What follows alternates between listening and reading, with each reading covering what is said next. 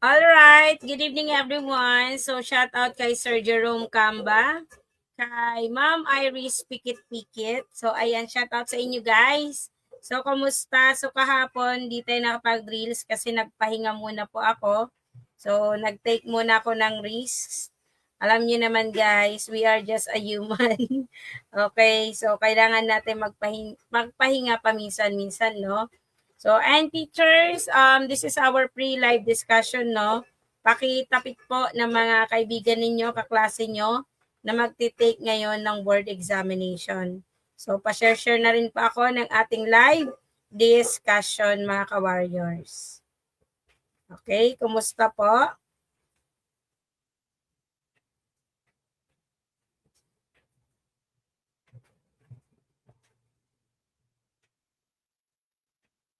So, mamaya meron tayong discussion for new curriculum. Okay, sa ano naman yun, sa Zoom. Alright, so we have 18 participants. Where is the other? Nasaan na kaya yung iba nating mga reviewee? Ayan, AFA pa naman. Shout out sa mga kumuha ng AFA subject. Okay, so tingnan natin. Di pa kasi ko sa monitor, no? So let's see sa ating live discussion.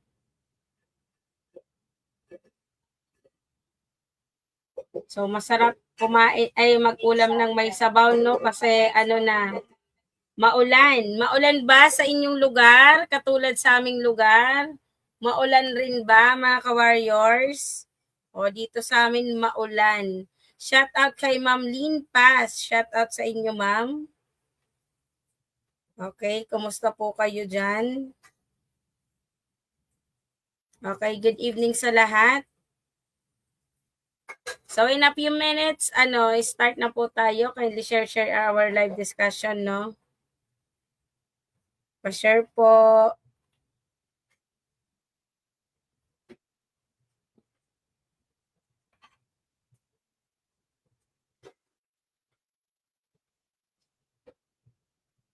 Okay, pa-share po ng ating live discussion. Ayan, we have 28 participants right now. So, pasok na lang po yung iba, no? Ayan, so, teachers, if you know the answer, kindly comment down in our comment section, no? Para, nano-notify ni Ma'am Grace kung sino-sino po yung sumasagot sa ating live discussion. Maliwanag po, teachers. Okay, so ayan, nakamonitor na ako dito. So, teachers, this is the first question, no? Ayan, maulan pa naman. What time is it? 6:58. Alright, para eksaktong 8, di maapektuhan yung sa Zoom ko. Alright, so, ayan, teachers, ayusin natin tong,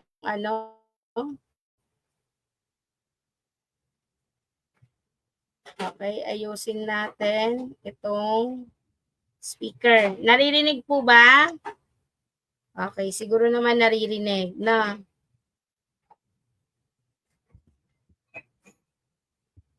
Okay, so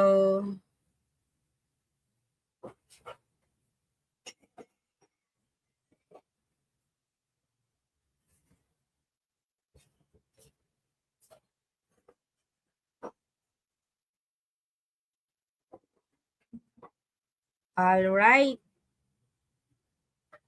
Okay, first question, mga ka-warriors. Ito po ang unang tanong. You are designing a brackish water fish pond system and needs to control water exchange precisely while preventing the escape of prey and entry of predators. Ang tanong, which combination of structures and accessories will best meet these dual purposes or purpose and why? Again, you are designing a brackish water fish pond system and need to control water exchange precisely while preventing the escape of prey and entry of predator. Which combination of structures and accessories will best meet these dual purposes and why? A. Earthen ditch, bamboo screen, low cost but unstable during high tide. B. Reinforced concrete sluice gate plus fine mesh nylon screen regulates volume and filter by data. C. Plastic pipe plus perforated sheet, easy to install but clogs rapidly with debris. Or letter D, wooden gate, coarse mesh net, allow fast flow but does not retain small fish. So teachers, what is the correct answer here? Is it A, B, C, or D? So elimination method, ang technique na gagawin natin, ang unang tatanggalin natin is si plastic pipe. Okay. Plastic pipe, letter C it is incorrect. It because perforated sheet po have a large opening that let the small pieces po pass through and they can easily get blocked by silt and organic matter. So that's why they will reduce water flow over a time. Kaya mali po si letter C. Next na tatanggalin natin si earthen ditch, letter A. Mali po si letter A, mga ka-warriors. While it is inexpensive, that's, kumbaga, this setup cannot withstand strong water that the current po or the high tide leading to leaks and escape of stock. So, it is not reliable for precise control. Kaya mali po si letter A. Now, we have two choices. O, anong pinaka-best? Is it D or B? Shout out sa mga nakakuha ng tamang sagot. Shout out kay Ma'am Mariel. Kay Ma'am Irish. You got the correct answer? The answer here is letter B. Okay. Bakit po mali si wooden gate? Kung titingnan kasi natin, wooden gate, coarse mesh net, allow fast flow but does not retain small fish. Anong ibig sabihin nito? Ang coarse mesh po, they have a large gap o meron po si coarse mesh net na large gap that allow to para mag-allow yung mismong fry to escape o yung maliliit na isda. So it means it failed the requirement of retaining a young stock. Kung makakatakas din naman yung maliliit na isda o paano na yung stock. So ang kailangan natin dito is the reinforced concrete sluice gate, fine mesh nylon screen, regulate volume and filters. Teachers, si letter B is the correct answer. Kasi pag sinabi natin sluice gates, they allow accurate regulation of water. So meron po tayong tinatawag na inflow and outflow while the fine mesh screen acts as a barrier to keep prey inside the predators out. Okay, so yung barrier na yon, matatrap po doon yung mga isda na hindi naman kasama doon. So the answer is letter B. Maliwanag? Next question. Binulugan ko ba ako ay B? Next. When selecting an aeration, o paano daw tayo magsaselect ng aeration? When selecting aeration device for a high density intensive culture system, you must balance oxygen transfer efficiency, energy consumption, and disturbance to pond stratification, which type offers the most optimal performance for deep ponds. A. Compressor with air stone, low efficiency over large volume. B. Airlift aerator. Water vertically in prevents thermal stratification. C. Paddle wheel aerator, goods for shallow areas but poor deep penetration. D. Surface sprayer, increase surface area but does not oxygenated deeper layers. So what is the correct answer here? Is it compressor with air stone ba? Airlift aerator? Is it paddle wheel aerator? Or letter D, surface sprayer? So based on the point of the question, what is the correct answer here? Is it A, B, or C? Okay, and D. Okay. So ano nga po yung techniques and strategy na ginagawa natin para mahanap natin yung tamang sagot? Elimination muna. Okay, so ang unang i-eliminate natin is si surface sprayer.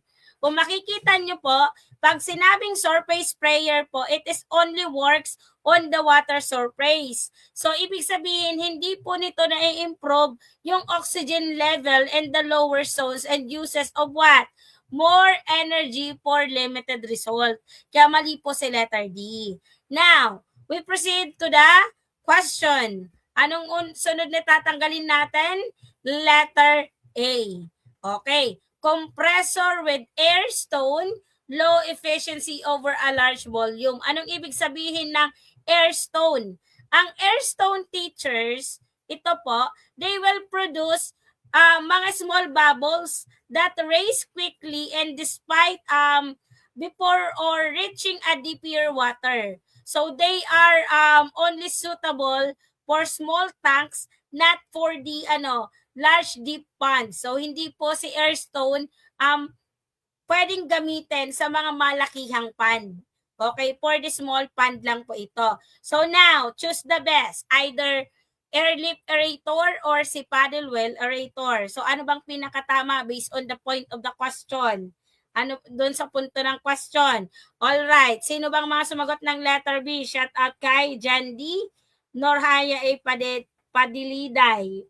Okay, so the answer is, Bebe ko, Charlie is wrong. Bakit mali si letter C?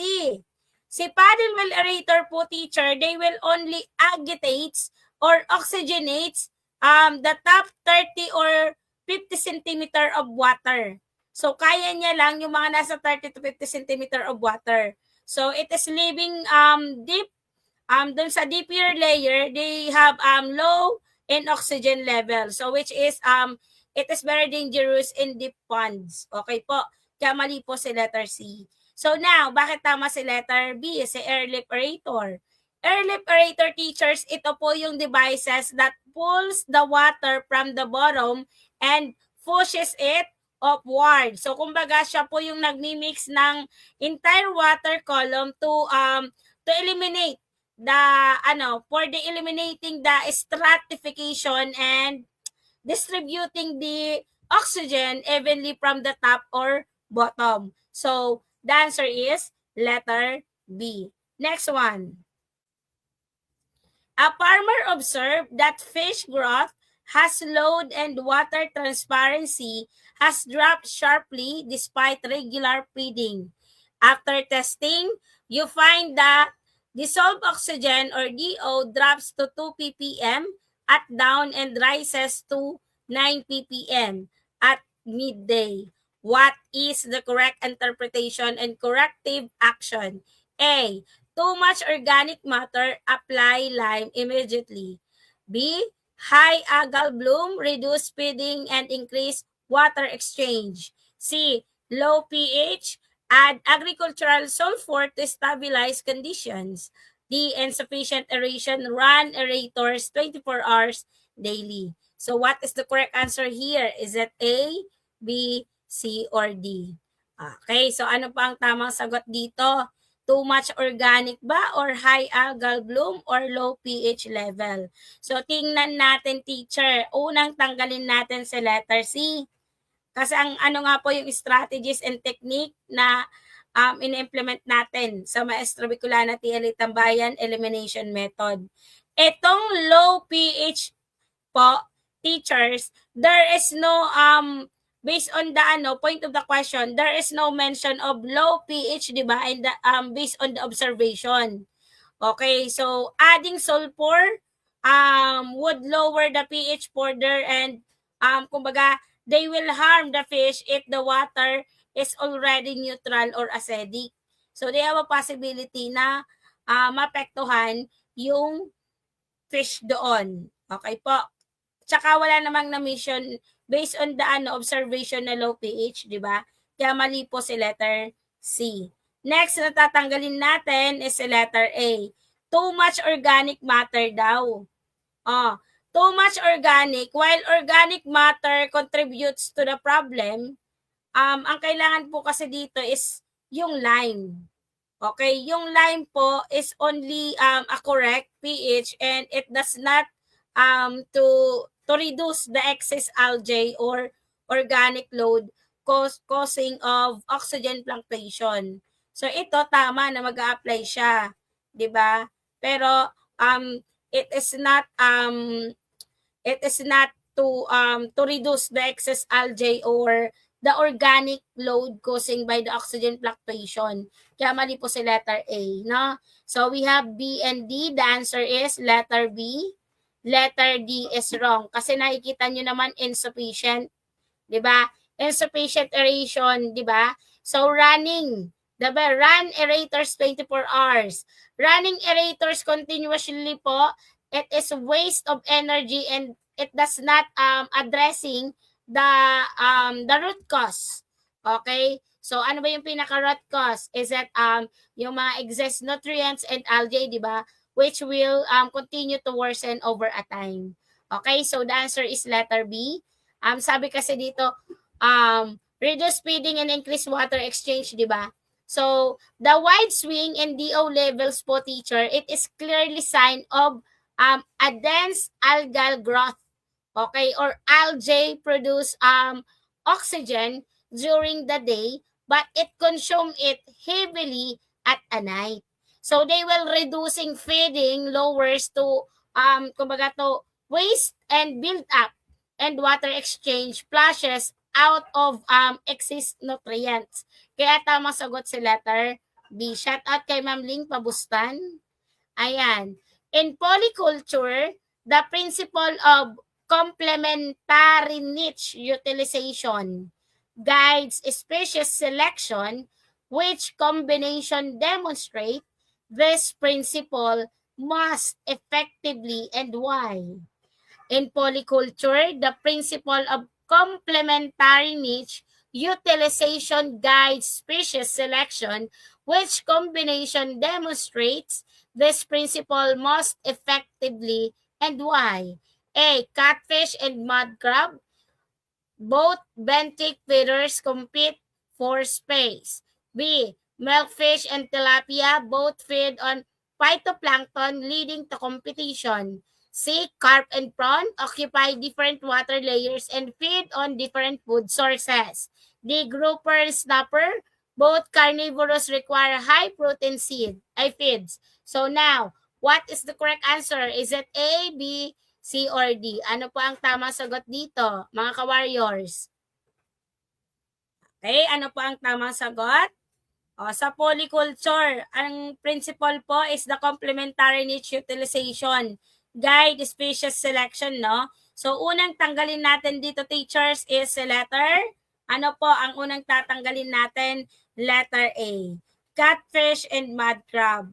Okay, so si catfish, okay, it is incorrect because it is both species live and feed at the pond bottom. So, they will complete for the same resources which reduce a total yield and growth. Okay, kaya mali po si letter A. Kasi sabi 'di ba, catfish and mud crab both pandic feeders compete for space daw. Mali. Okay. So next na tatanggalin natin is si letter D. Sabi ni letter D, groupers and snapper both carnivorous require high protein seed. Totoo ba? Okay, so itong dalawa na to, it is both are predator species, right? They will requiring a expensive feed. Okay, so they compete for food and space by making this combination po is kumbaga it is uneconomical and non-complementary. Kaya mali po sa letter D. Now we have two choices, either si B and C. Okay, kung titingnan nyo po mga ka-warriors, the answer here is letter C. Okay, and letter B is wrong. Okay, milkfish and tilapia po, sabi dito, both feed on phytoplankton leading to competition. Diba? Yun yung sabi. So, sharing the same food po, sharing the same food, it is the source that create direct competition. Okay, meaning po ni letter B, it is one or both species will grow slower due to what? Due to the limited food. Okay. So, ang sagot dito, teacher, is letter C. Carp and prawn. Okay. Kasi bakit? Diba sabi, occupy different water layers and feed on different food sources. Yun po ang tinutukoy natin na complementary niche utilization. Kasi di ba ang tinatanong, which combination demonstrate this principle most effective and why? Bakit si letter C ang tamang sagot? Kasi po ang carp or karpa, they will feed on the bottom and consume, anong mga kinukonsume ni carp? Yung mga organic matters, di ba? While yung prawn naman, they will occupy the middle layer. So, they will eat different natural foods. Okay? So, hindi po sila magko-compete. So, yung pan resources are fully used. Okay po. So, that's why C is the correct answer. Okay, C po ang tamang sagot. Next, you analyze the water budget of a pond and find that seepage exists 5 cm day. Okay, which factor is the root cause and what intervention is technically sound? A. Overflow from rain, raise dikes only. B. Leaking gate, replace wooden parts only. C. High evaporation, install windbreaks. D. Porous soil structure, compact pond bottom and apply clay laning. So what is the correct answer here? Is it A, B, C, or D? Okay, so if you know the answer, kindly comment down in our comment section. Ayan, pakitapik-tapik po ng mga kaibigan, kamag-anak, kakilala nyo na we have a pre-live discussion for TLE, TVT, and Majorship. Ayan, AFA po tayo ngayon. Alright. So, next na tatanggalin natin dito, teacher, is letter A. Okay. Sabi kasi ni letter A, overflow from rain, raise dikes only. Dikes only. So, it is wrong. Lagi niyong tatandaan, lagi niyong intindihin kung ano ba yung pinopoint out ng question. Okay. So, now, bakit mali si letter A? Because pag nag-rise tayo ng mga dikes, they will prevent the overflow but it does nothing to stop the water. From what? From the seeping downward through what? Through the soil layer. Okay? Kaya mali po si letter A. Hindi po siya yung pinupunto ng tanong. Okay. Next na tatanggalin natin is si letter C. Sabi ni letter C, high evaporation, install wind breaks. Did you think it is the correct answer? Anong tinatanong? Which factor is the root cause and what intervention is technically sound? O merong pond and find the seepage exceed 5 cm a day. Okay. So did you think letter C is the correct answer? Wrong. Pag sinabi natin, teacher, na evaporation, ano yan? Evaporation po is water loss from the surface. O yung tubig nawawala from the surface. While itong seepage na to, it is a water moving downward. O itong word na to, ito yung tubig na nagraran or moving downward through the soil. So, ang windbreak po, teacher, it does not reduce a seepage. Kaya mali po si letter C. Now, we have two choices. Leaking gate, replace wooden parts, or letter D. Or porous soil structure, compact pond, bottom, and apply clay lining. So, ang sagot dito, teacher, letter D. Okay, yun yung pinupunto nitong word na to. Kasi si letter B, mali po yan.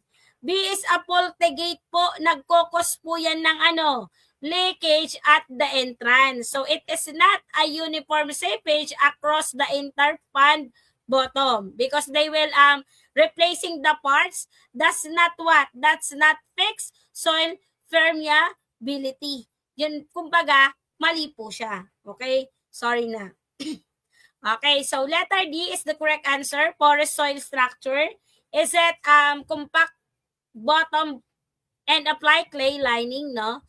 So it is correct. Why? Because kumbaga it is excessive seepage that caused by a large spaces between soils and particle. So yung compacting po, compacting the soil and adding clay, nagre-reduce naman po yan ng mga pore spaces that will making the pond bottomless and permeable. So that's why the answer is letter D. Next. Which culture system relies entirely on natural productivity, has low input requirements, and yield between 500 to 1,500 kg per year. So it is making it suitable for the resources limited farms. 500 to 1,500 kilogram per hectare and year. So A, semi-intensive culture, B, extensive culture, C, intensive culture, or letter D, super intensive culture. So what is the correct answer here? Is it A, B, C, or D? Okay, so elimination method ang technique, no? Unang tanggalin natin, teachers, is si letter C, intensive culture. Sa intensive culture, teachers, gumagamit tayo dito ng mga high aeration and formulated feeds. So they will producing 5,000, nagpo-produce po ito ng mga nasa 5,000, okay, 5,000 to 20,000 mga ka-warriors. So, kaya mali po siya. So, nagpo-produce po siya ng 5,000 to 20,000 kilogram per hectare and year.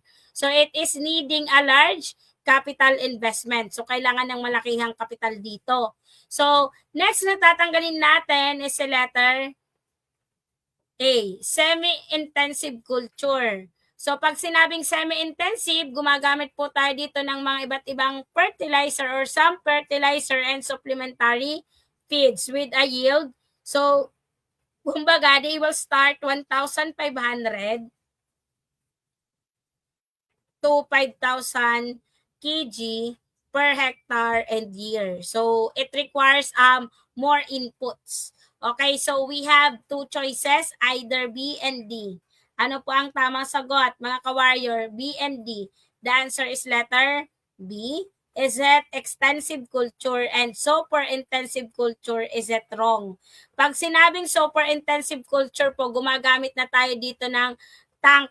They will use a tank to recirculation system and heavy feeding. So with a yield of mga nasa, umaabot na po to ng mga 20,000 kilogram per hectare and year. So, kumbaga it is very high operational cost.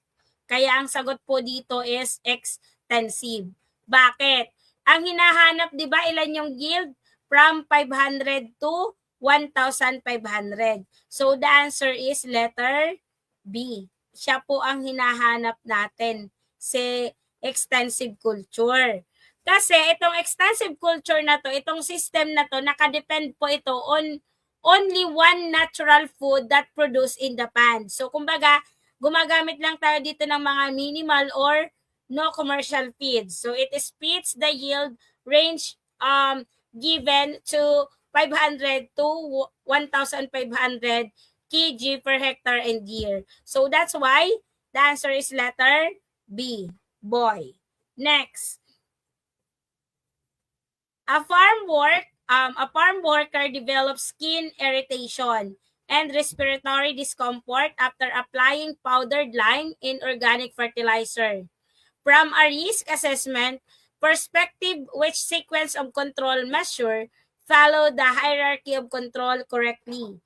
A. Train worker, provide PPE, substitute, install ventilation. B. Provide gloves, mask, reduce dust, train worker, substitute material. C. Substitute with granular form, install ventilation, train, provide PPE. D. Provide PPE, train, substitute, install, or ventilation. So what is the correct answer here? Is it A, B, C, or D? Okay, so kung titingnan nyo mga ka-warriors, since elimination method tayo, ang unang tatanggalin natin si letter A. Okay, sabi ni letter A, train worker, provide PPE, substitute, install, ventilation. Okay, ang tamang sagot po dito, teacher, is letter C. Okay, letter C ang tamang sagot dito. Tingnan nyo kasi yung tanong. A workers develop skin irritation. Okay. From a risk assessment perspective with a sequence of control measure follow the hierarchy controls correctly. So, sinong sumagot dito ng letter A? Train muna. Okay. So, letter A, ang training kasi and PPE are the least effective control and they should come last. So, it is not the first in the sequence. Hindi po sila first sa sequence. Ang ano po dito is letter C. Letter B, mali din po, provide gloves and mask, no? Letter B, providing PPE, they will reducing dust or lower level measure, no? So they will eliminating or replacing the hazard should be done first. Right? Okay, so letter D, is it wrong? Provide PPE. Okay, starting with PPE means the hazard remains unchanged. So this only protects the worker without removing the source of risk. So ang kailangan natin is substitute with granular form. Sunod, install the ventilation, train, and provide PPE. Bakit tamang sagot si letter C? Because they will follow the standard of hierarchy substitution. Ang substitution, teacher, ito ha, substitute. Okay, substitution, nire-replace po nito yung mga dangerous form. Okay, install ventilation, it is for engineering control. Okay? And training, itong training na to, it is for administrative control, and provide PPE, it is the last sort. Kaya tamang sagot po si letter C. Maliwanag? So ito po ang hierarchy. Okay po. So next, when working in deep ponds, or handling a large nets, you identify the risk of drowning. Which preventive measure is the most reliable and aligned with OSH standard? A. Work only during a low tide and daylight hours. B. Wear a life jacket at all times near deep water, install railing and buoy lines. C. Assign a partner without a safety gear. D. Swim well enough to avoid accident. So what is the correct answer here, teacher?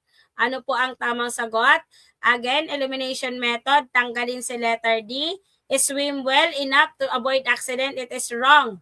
Because relying on swimming, it is the kumbaga, pag nag-rely tayo sa swimming, they have ability is risk to magkaroon tayo ng mga sudden fatigue. Lalo na pag mataas yung daloy ng current. So, they have heavy clothing that can still lead for drowning. Kaya mali po si letter D. Next, natatanggalin natin na si letter A. Work only during low tide and daylight hours. Mali po yan. Kasi we need to limit, kumbaga, limiting work hours, it does not eliminate the risk or accident because it can still happen even during a favorable condition. Okay, kaya mali po si letter A. Okay, so we have B and C. Choose the best. What is the correct answer? The answer is letter B. Letter C is wrong. Hindi po pwedeng mag-assign tayo, no? Sabi dito, assign a partner without safety gear. Maling-mali po si letter C. Because a partner without protective gear, it cannot provide a safe rescue and it may also become a victim of accident occurs. So, ang kailangan natin si letter B. Okay? Because they will combine engineering controls, may barrier markers tayo, and personal protection. Which is, it is the, kumbaga, most effective way to prevent drowning according to the safety standard. Okay, kaya tamang sagot sa letter B. Next, which hazard is classified as ergonomic and what is the proper mitigation strategy? Which hazard is classified as ergonomic and what is the proper mitigation strategy? A. Lifting heavy feed, suck, use mechanical aids and correct posture. B. Slippery walkways, use anti-slip coating. C. Exposure to sunlight, apply sunscreen. D. Electrical shock, use GFCI outlet. So what is the correct answer here? Is it A, B, C, or D? Okay, elimination method. Ang technique na gagawin natin, tanggalin si letter D, electrical shock, or GFCI outlets. Okay, so it is talks about electrical hazards which involve energy flow and equipment failure. So, mali po si letter D. Kasi ang tinatanong, ergonomic, okay, strategy. So, now, tanggalin natin si letter B, slippery walkways, use anti-slip coating, no? Physical hazard naman to, hindi po siya ergonomic because it involves condition that can cause falls. Okay, so the answer is letter A. Letter C is wrong. Exposure to sunlight, apply sunscreen. Okay, letter C, is it wrong? Because it is environmental. Physical hazard pa rin po yan that will relate to exposure to weather condition, no? So, ang correct po dito is letter A. Okay, ergonomic hazard po. Pag sinabing ergonomic hazard, they will involve yung mga physical strain natin from repetitive movements. Okay, yung mga heavy loads or poor posture natin using the equipment and the proper technique to prevent muscles and joint injuries. Okay, so kaya tamang sagot, letter A. Next, under Philippine Organic Standard, which practice is prohibited and why? Under Philippine Organic Standard, which practice is prohibited and why? A. Liming with agricultural lime allowed to correct pH. B. Use of fermented plant juice allowed as organic supplement. C. Application of synthetic antibiotic disrupt ecosystem and leaves residues. Or letter D. Use of fish meal from sustainable source permitted if traceable. So what is the correct answer here? Is it A, B, C, or D? Now, teacher elimination method. Okay? So, ang unang tatanggalin natin, teacher, is letter A. Kasi sabi, di ba, liming with agricultural lime allowed to correct pH. Is it correct? Teacher, wrong. Because agricultural lime, it is a natural mineral. Mineral po ito, teacher, mineral. So, it means it is permitted to balance a soil and water pH without including a harmful chemical. Okay? Ang tinatanong kasi, which practice is prohibited and why? Mali po si letter A. Maliwanag? So, next na tatanggalin natin si letter D. Sabi ni letter D, use of fish meal from sustainable source permitted if traceable, no? Ang fish meal po, teacher, from certified and sustainable sources, it is allowed as long as it does not contain yung mga additives or genetically modified ingredients. Kaya, mali po si letter D. So, the answer, what is the answer? B or C? The answer is C, Charlie. B is wrong. Use of fermented plant juice allow organic supplement. Si letter B, fermented plant juice po, it is a natural process. Okay, si ibig sabihin, it is organic materials that used to improve a water fertility and health. So, bakit tamang sagot si letter C? Application of synthetic antibiotic disrupt ecosystem and leaves residues. Ano ba ang tinatanong? Under Philippine Organic Standard, which practice is prohibited and why? So, C is the correct answer. Kasi pag sinabi natin teacher na synthetic, itong synthetic na to, they will synthetic antibiotic, teacher, it is kumbaga they will kill the beneficial organism. So, they will leave yung chemical residues niya in a fish and water. So, that's why it is strictly providing in organic system. Kaya tamang sagot po si letter C. Siya po yung prohibited. Okay? Next. In organic aquaculture, natural productivity is the foundation of nutrition, which management practice enhance plankton growth without violating organic principles. A. Use will decompose animals' manure and compost. B. Apply urea and ammonium sulfate. C. Spray liquid chemical fertilizer. D. Add process synthetic growth enhancer. So what is the correct answer, teacher? Ano pang tamang sagot? So the answer is, add one out ulit tayo. Anong sagot? Alpha. Okay, letter A is the correct answer here. Because, okay, alpha pa ang tamang sagot. Because, ayan, si letter D and letter C and B is wrong. Okay, so paliwanag muna natin si letter D. Okay, ang letter D po, di ba sinabi dito synthetic na naman, no? Process of synthetic growth, no? Di ba like I said kanina, synthetic is the enhancer. So, ibig sabihin, it is the artificial produce or disrupt natural growth cycle and they are not allowed in organic production. Kamali po si letter D. So, next, letter C, spray liquid chemicals, mali din po yan. Bakit? Pag sinabi kasi natin, teacher, na liquid chemicals, ito. So, it is a man-made, di ba? They will alter yung water chemistry that quickly leave the unwanted residue. So the answer is letter A. Letter B is wrong. Mali din po si letter B. Kasi ang sabi ni letter B, it is, di ba, urea and ammonium sulfate, no? So si letter B, these are the synthetic chemicals or fertilizer. So they will cause rapid algal blooms and it is prohibited in organic system. So bakit si A ang tamang sagot? Okay, A is the correct answer because it is fully decomposed organic materials that release yung mga nutrients slowly that feed a natural planktons and comply with organic farming standard. So A is the correct answer. Next. A farmer claims his product is organic, but you find his uses genetically modified feed in copper sulfate. Which statement is correct? A. Only copper sulfate is prohibited. B. Violates organic standard, compromises product integrity and ecosystem health. C. Acceptable if used in small quantities. D. GMO feed is allowed in transitional period. So what is the correct answer, teacher? Okay? Elimination method ulit. GMO. Ano ba to si GMO? GMO po, ito po ay traditional period. So, ibig sabihin, they will allow gradual reduction of conventional input, not the use of GMO or toxic chemicals. Kaya mali po si letter D. So, now, letter A, only copper sulfate is prohibited. Mali po yan.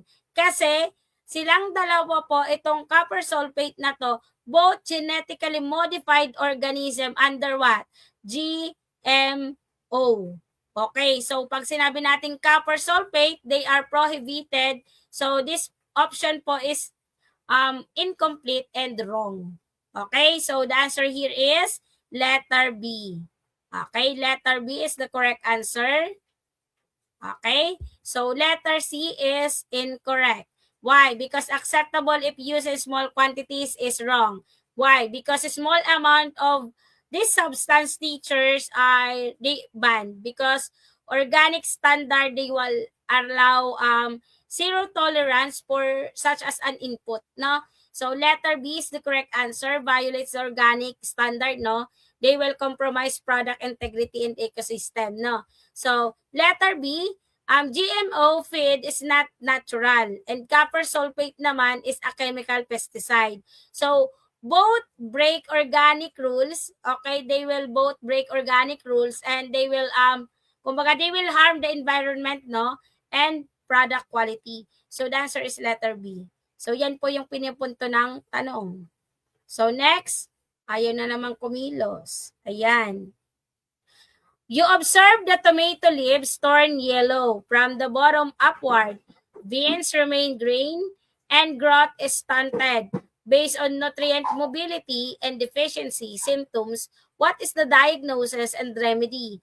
A. Calcium deficiency, spray calcium chloride on fruits.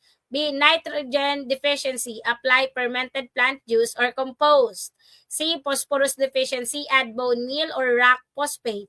D. Iron deficiency, apply chelated iron to soil. So what is the correct answer here? Okay, add one out ulit.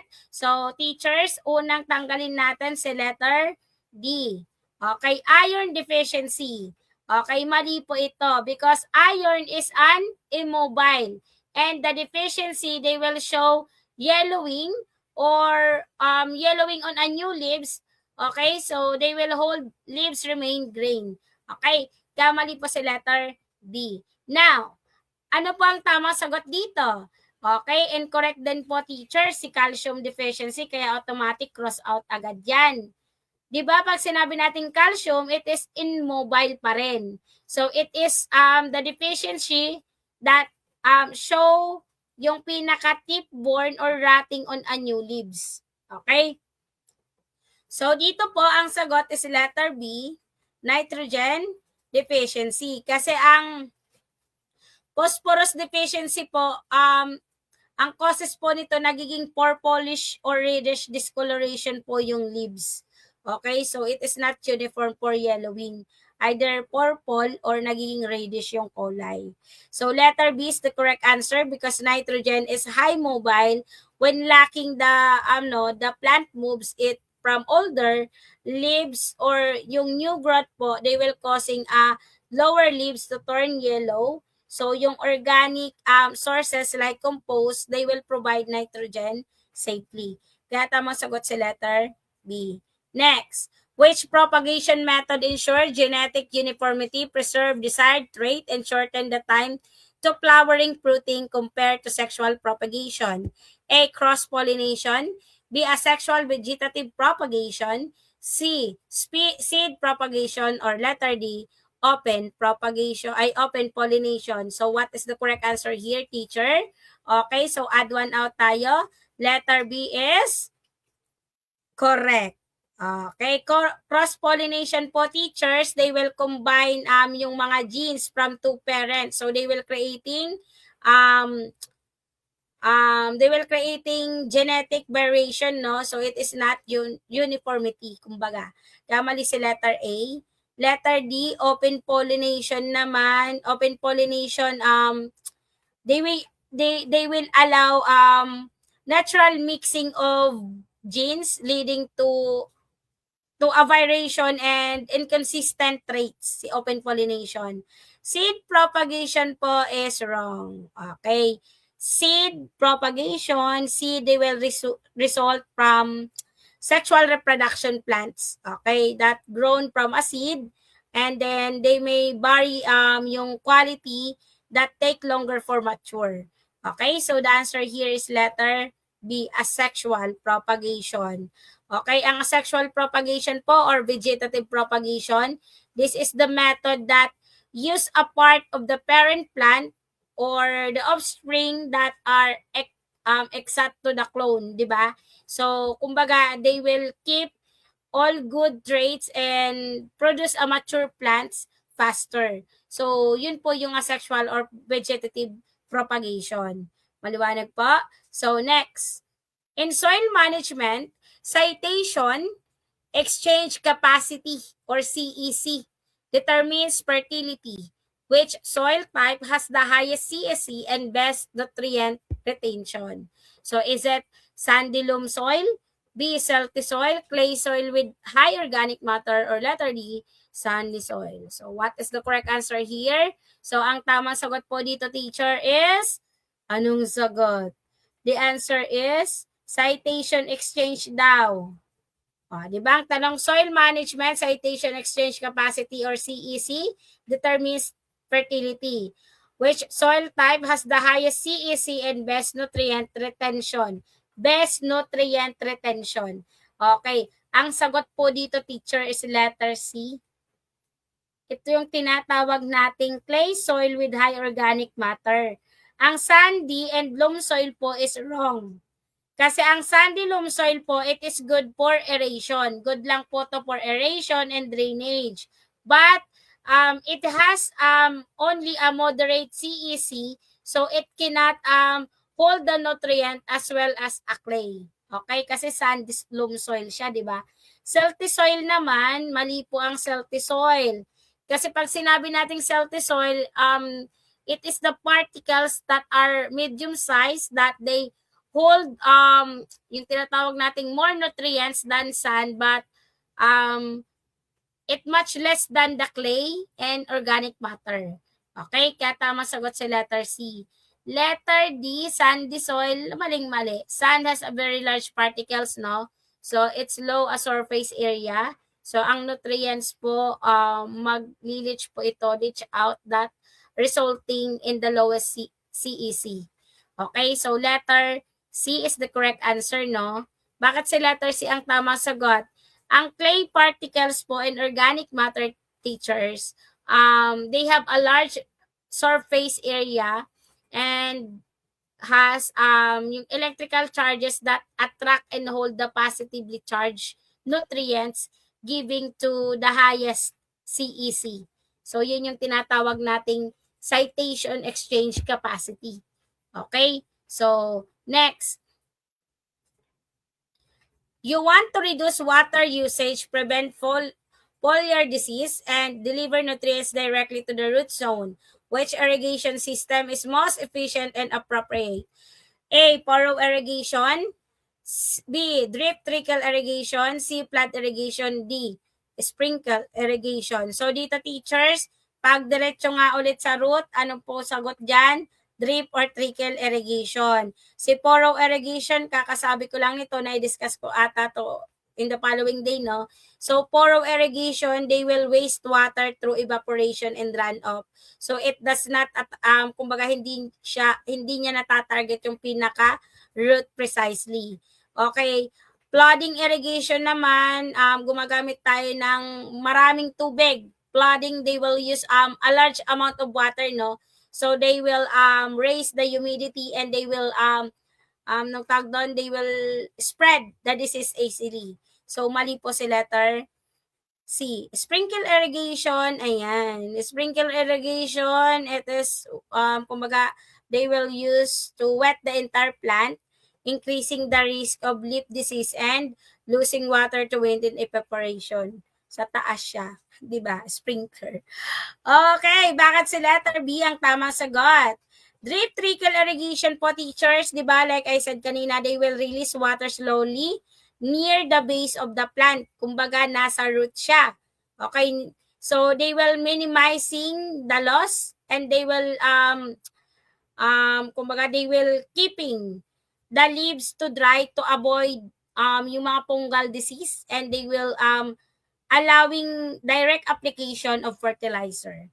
Okay, B is the correct answer. Next one. Which principle explain why grafting is successful only when the cambium layers or rootstock and shown are aligned in firm contact? A. Cambium produce new vascular tissue which connect both parts for water and nutrients transport. B. Cambium provides mechanical strength to the joint. C. Cambium is the storage tissue for food reserves. D. Cambium protects against the pathogen. So what is the correct answer here? Is it A, B, C, or D? So ano po ang tamang sagot dito? Teachers, what is the correct answer? All right, so the answer here is letter A. Okay. Letter B, letter C, and letter D, is it wrong? Okay, so letter A, D kasi, cambium protects against pathogen daw. Cambium does not have a protective properties because this is a success of the union helps the plant resist the disease later. Kamali po sa letter D. Letter C naman, it is incorrect because sabi dito, food storage tissue, no? Food storage po is done by, anong tawag dun sa, ano na yun? Paracaima ata. Basta, paracaima cells. Paracaima cells. Okay, so it is not the cambium layer. Okay? So, next, letter B, wrong, because the joint gains strength over a time as a new tissue grows. So, but it does not the main function of the cambium itself. So, letter A is the correct answer. Okay? Kasi cambium is it is actively dividing the tissue when join it grows newly xylem and phloem, so they will forming a continuous system to move water and nutrients between the two parts. Yun po ang ibig sabihin ni letter A. Kaya siya po yung tamang sagot. Maliwanag? So, in post-harvest handling, why is rapid pre-cooling immediately after harvest considered a critical step in maintaining quality? A. Increases sugar content permanently. B. Reduces respiration rate, slow refining, and minimize decay. C. Hardens the fruit skin for transport. D. Removes the field heat and stop all the metabolic activity. So what is the correct answer, teacher? Ano pang tamang sagot dito? Is it A, B, C, or D? Okay, elimination method, tanggal agad si letter D. Remove field heat and stop, di ba? So letter D is wrong because while they will remove in field of heat, it is only kumbaga, they will only slow down the metabolism. But it does not guarantee to stop and completely as the kumbaga to kill and produce yung pinaka natin metabolic activity. Okay? Kamali po si letter D. Next. Letter A, increase sugar content permanently. Sugar content po, teacher, it is fixed at harvest cooling. So, it does not increase permanently. Okay? So, hindi po mag-e-increase permanently. Okay? So, the answer here is letter A. Letter B. Letter C is wrong.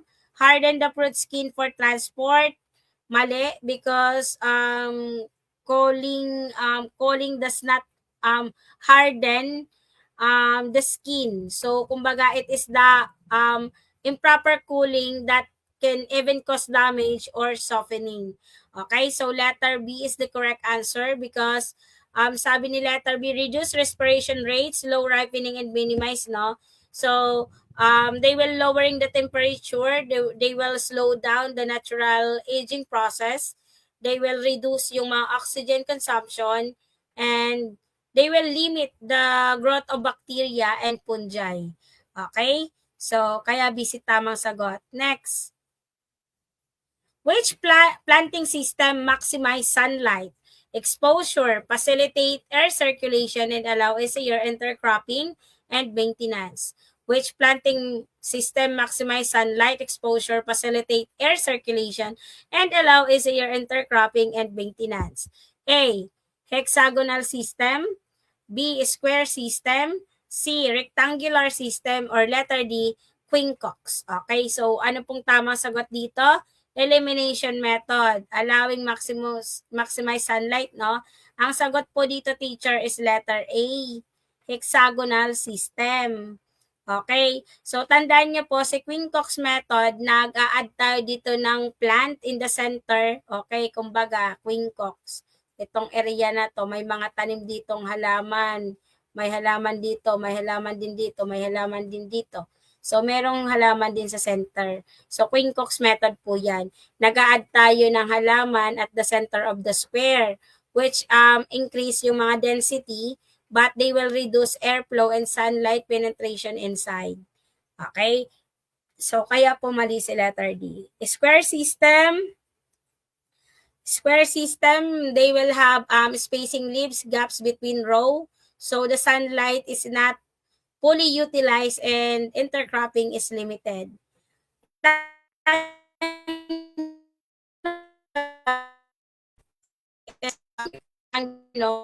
Longer and wider, no? So they will create an even light distribution, and yung leaves po are more use and space.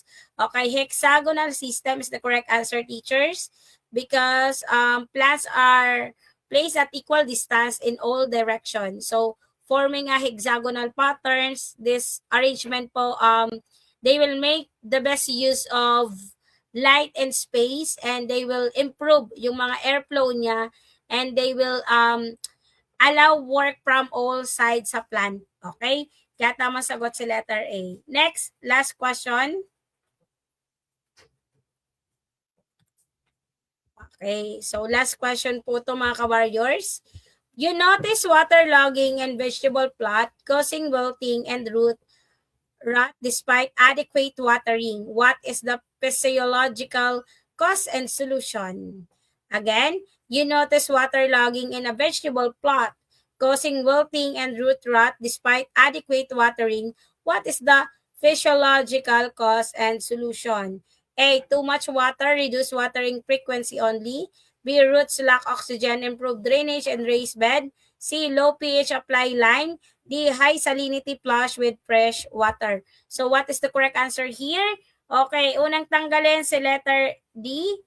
High salinity, flush with fresh water. Is it wrong? High salinity po, they will cause a wilting through what? Through osmotic stress. But it does not related to the water logging. Kamali po si letter D. So next, natatanggalin natin si alpha. Okay, too much water, reduce watering frequency po. So sabi dito, reduce watering frequency only, no? Reducing watering, they will not fix the existing waterlogging soil because the problem is poor drainage, not just the amount of water added. Diba? Kaya mali po si letter A. Okay? So, the answer here is letter B. Okay, letter C is wrong. Low pH po, teachers, they will cause nutrient deficiency, no? So, it is not for wilting and root or rot due to excess water. So, letter B is the correct answer. Root lacks oxygen, improved drainage, and raised bed. So, that's the correct answer, no? Because water fills all air spaces in the soil and yung ano naman, and yung ano niya, yung roots niya, it cannot breath, so they will raise a bed and drainage channel to restore yung aeration niya, but allowing them or allowing the root to function normally. So the answer is letter B. Okay? So, teacher, thank you so much. Ayan, magdi-dinner muna po si Ma'am Grace. Yung mga estudyante ko po na nandito sa live discussion natin. So, 8:10 po, start po tayo for the discussion for BTL Ed, BTL Ed TVT Ed Majorship, no? So, mid-review session 3. So, ayan, teacher, thank you so much and God bless. Okay? Maraming salamat po sa mga nag-share ng ating live discussion at mga nag-like. Thank you so much and God bless. Bye. Mabuhay. Ako po ay magpapaalam na. Goodbye everyone. Thank you for watching.